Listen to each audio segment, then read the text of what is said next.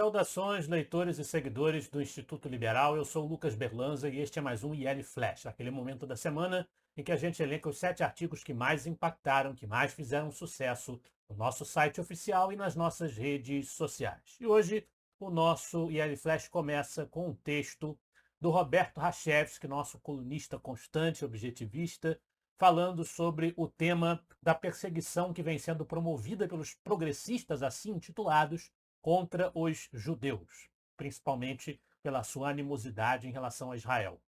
Os judeus e o movimento de defesa dos direitos civis americano.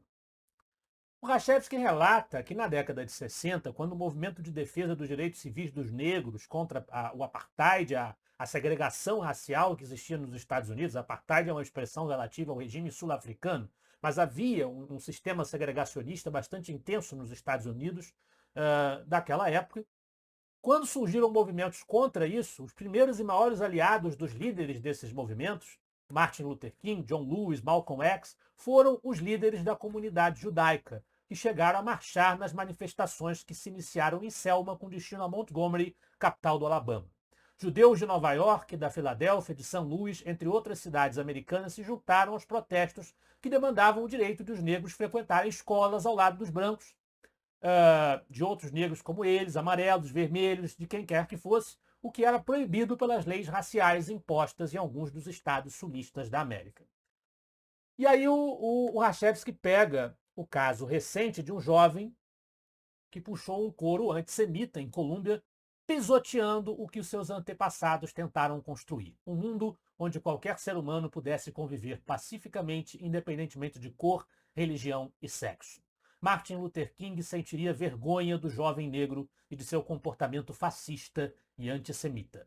Certamente mais uma daquelas manifestações hostis a Israel e que, por tabela, acabam atacando toda a comunidade judaica. E aí, fazendo uma crítica no cenário brasileiro, nós temos um texto de minha autoria que foi para a revista Oeste e foi replicado naturalmente pelo Instituto Liberal. A extrema juristocracia.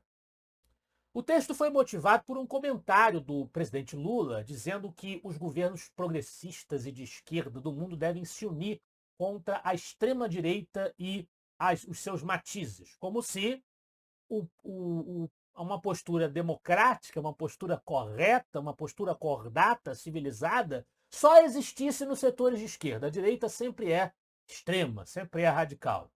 E eu faço uma crítica a ele, com essa argumentação dele.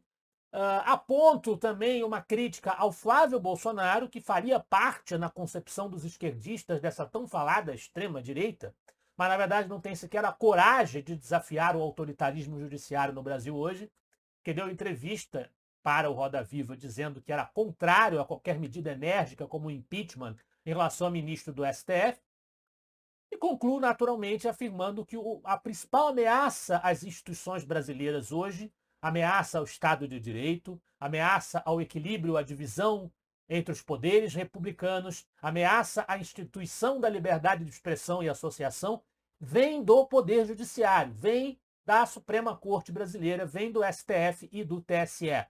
Então esses são os verdadeiros alvos que nós deveríamos estar nos reunindo, debatendo estratégias para enfrentar, porque estão erodindo de dentro as instituições republicanas brasileiras. Voltamos ao problema do antissemitismo no exterior, novamente com Roberto Rachevski, Judeus, Nova York e o antissemitismo. Ele vem traçar um histórico dessa postura antissemita em Nova York, dizendo que é quase tão antiga essa postura quanto a cidade. O governador de Nova Amsterdã, como Nova York se chamava na época, 1654, o holandês Peter Stuyvesant, não queria aceitar os judeus em Nova Amsterdã. No entanto, como os judeus holandeses tinham uma participação acionária expressiva na Companhia das Índias Ocidentais, ele sofreu uma pressão dessa companhia e acabou tendo que aceitar a presença da população judaica, embora tenha passado a sobretaxar essa população com impostos absurdos, impostos abusivos. Então ele mostra que isso tem uma origem antiga e aproveita a oportunidade para fazer mais uma crítica a essa clara imagem, essa crescente antissemita que vem emergindo nas esquerdas do mundo inteiro, diante da agressão sofrida por Israel e do uso do seu direito de defesa. Agora vamos falar de coisa boa. Henrique Drummond nos traz resenha O Caminho da Servidão, de Friedrich August von Hayek. É mais uma resenha do clássico de Hayek, grande economista da escola austríaca, que impactou o mundo na metade do século XX, protestando contra o autoritarismo, o totalitarismo, o intervencionismo estatal. Na sequência, uma figura também como Hayek, teve relações com ele, de amizade, e que defendia a sociedade aberta, nós temos o texto do João Luiz Mauad, A Sabedoria, de Karl Popper.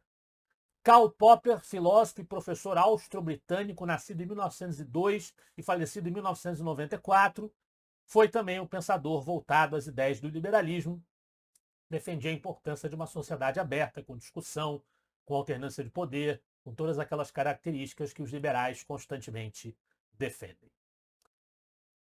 Bem, voltamos ao Brasil para um problema que não é um problema de autoritarismo, mas é um problema econômico. O Luan Sperandio publica o texto As consequências de o governo Lula ter alterado a meta fiscal de 2025. Lula, mais uma vez, o governo Lula muda a meta fiscal, mostrando que não vai ter o superávit que tinha anunciado. Quais são as consequências disso? A primeira consequência óbvia é que o governo fica com pouca credibilidade aos olhos do mercado nacional e internacional. Então nós temos uma queda de confiança do mercado no governo Lula.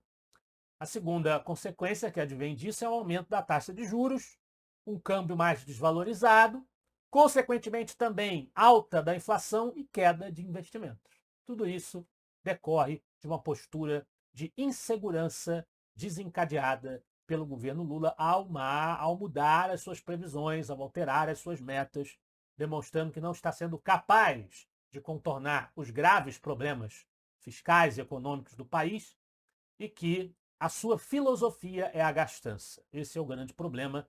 O Haddad até foi apresentado como uma figura mais responsável do que o próprio presidente Lula, mas quem governa é o Lula. E isso gera tensionamentos inevitáveis e preocupações com o cenário que sobrevirá, ainda mais sabendo-se que o presidente do Banco Central será alterado. Roberto Campos Neto terminará o seu mandato, então teremos alguém indicado pelo governo Lula, que nos deixa de cabelos em pé. Na liderança do IL Flash de hoje, voltamos ao problema do autoritarismo judiciário, da coluna Judiciário em Foco, da Kátia Magalhães, caso Musk. Ventos de liberdade soprando da República Imperial? A Kátia Magalhães traz uma reflexão sobre os acontecimentos relativos a Elon Musk, denunciando o autoritarismo de Alexandre de Moraes e do Supremo Tribunal Federal, investindo contra o X, que é o antigo Twitter, para mim vai ser sempre Twitter, e o Congresso norte-americano divulgando um relatório denunciando as arbitrariedades cometidas no Brasil contra a liberdade de expressão. Diz-nos a Kátia que, seja como for, os parlamentares americanos não fizeram da redação do relatório um mero passatempo. Ou bem decidimos retomar os trilhos de uma democracia institucional, ou poderemos nos tornar muito em breve uma republiqueta pária, com todas as consequências nefastas daí advindas.